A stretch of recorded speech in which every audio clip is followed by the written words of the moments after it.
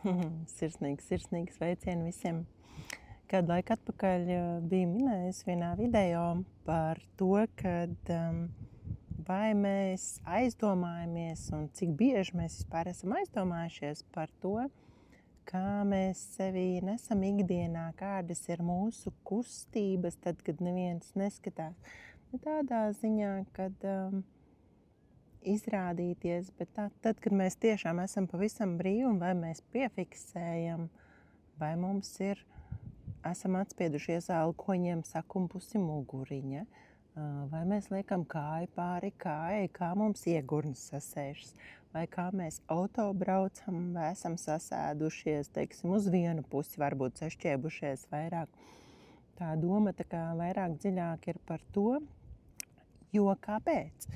Tāpēc, kad šīs te ikdienas kustības, tas veido mūs, kas mēs esam, kādi mēs esam, mūsu stāju, mūsu sajūtas, mūsu veselību.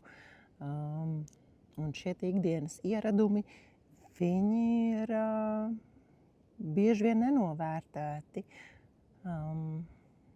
Bieži vien, nepamanām šīs te mazās niansītes.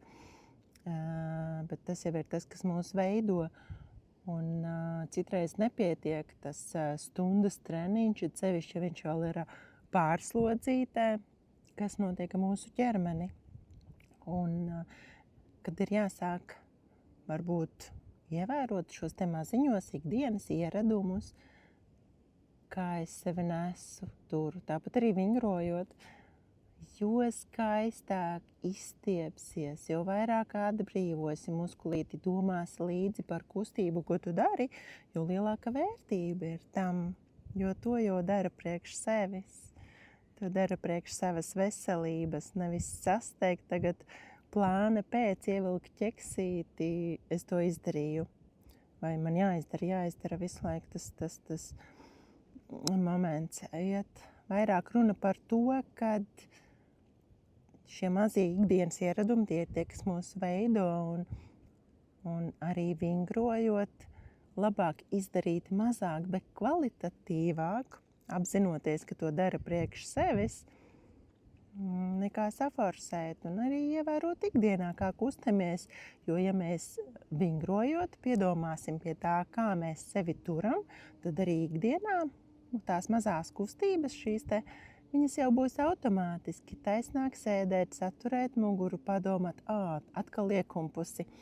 Un šīs te mazās niansītes palīdzēs veidot visu šo te kopumu, kā mēs jūtamies, kā mēs jūtam savu ķermeni, lai nav pēc tam jātaisno, jāstiep no jauna. Ja mēs ikdienā vairāk piedomājam pie šīm mazajām stājas kustībām, mazajiem ieradumiem, jo ieradumi jau ir tie, kas mūs veido. Tas varētu būt daudz vieglāks un patīkamāks ceļš, kā to izdarīt. Šādas bija manas pārdomas, ko vēlējos padalīties. No sirds vēlot visiem vislabāko veselību un pašsajūtu. Lai jauka diena!